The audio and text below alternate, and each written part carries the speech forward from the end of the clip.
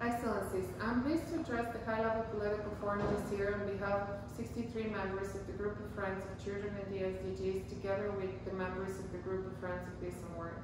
2021 has been designated as the International Year for the Elimination of Child Labour. As such, our two groups came together in April for a first-of-its-kind joint meeting to discuss the critical issue of ending child labour. According to the latest data released by the ILO and UNICEF, for the first time in 2 decades, the number of children involved in child labour has increased to a total of 160 million, that is to say, 1 in 10 children worldwide.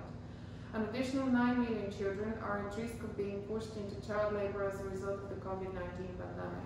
As we address this forum, the world, in particular the poorest countries and the most vulnerable people within those countries, is still reeling from the consequences of the pandemic. Estimates indicate that up to 124 million people fell into poverty in 2020, and an equivalent of 255 million full-time jobs were lost. However, and notwithstanding the grave challenges caused by the pandemic, there has been positive progress. Our scientific community came together and created effective vaccines in record time. It is imperative that those vaccines are distributed equitably and effectively to all people globally. By working together and through joint action, the international community can defeat this virus. Once the immediate health crisis is contained, we will have an equally important and daunting task: rebuilding our societies, creating decent jobs, and combating the myriad of secondary impacts caused by lockdown measures and the global closures, particularly on our children. We need swift and decisive action to alleviate these adverse impacts. First, on education. At the height of lockdown measures, 93% of children globally, over 1.5 billion children, had their schools closed and education disrupted. For the more fortunate children, schools and teachers were able to pivot to online learning so that their education did not completely come to a halt. However, for 400 million children globally without internet access, this was not an option. Many of these children may never be able to catch up and may face lifelong disadvantages stemming from this disruption. This is not acceptable. As we look to safely reopen our communities and our schools, we need to invest more in education and reimagine better systems, curricular, and skill building to set children up for success, including in decent jobs that will be available to them when they transition to the workforce. While online education is not a substitute for in-person learning, every child should have digital connectivity and safe access to the internet. Second, on social protection for the most vulnerable children and full and productive employment and decent work for their families. Due to the economic consequences triggered by global shutdowns, UNICEF and Save the Children estimate that in 2020 alone, 142 million additional children fell back into monetary poverty.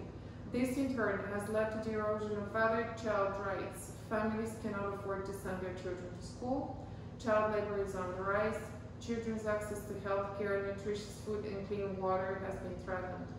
Domestic and sexual violence against children has increased, and the stresses of dealing with the pandemic pose a major risk to children's mental health and physical safety. Trillions of dollars globally have and will continue to be deployed as part of the COVID-19 response and recovery through both domestic budgets and development assistance. It is imperative that resources are also committed towards protecting children's rights and well-being by ensuring adequate, efficient, and effective social spending. Additionally, we must prevent and combat all forms of violence, including domestic violence and abuse, sexual exploitation of children online and offline, and cyberbullying, while also bringing the digital divide through safe access to the internet for all.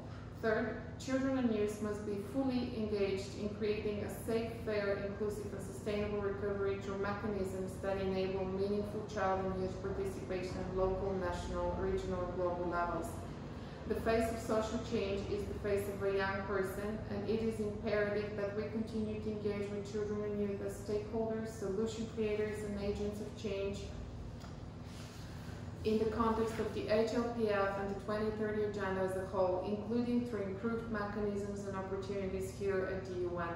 Excellencies, next year, global events such as the 5th Global Conference on the Sustained Eradication of Child Labour and the 5th United Nations Conference on the Least Developed Countries offer all of us opportunities to make specific commitments to take action in support of child rights. 2020 is also the 20th anniversary of the last United Nations General Assembly Special Session on Children. It is therefore an opportune time to discuss how we build back fairer, safer, healthier, more sustainable and more ambitious for all children today and for future generations. Thank you.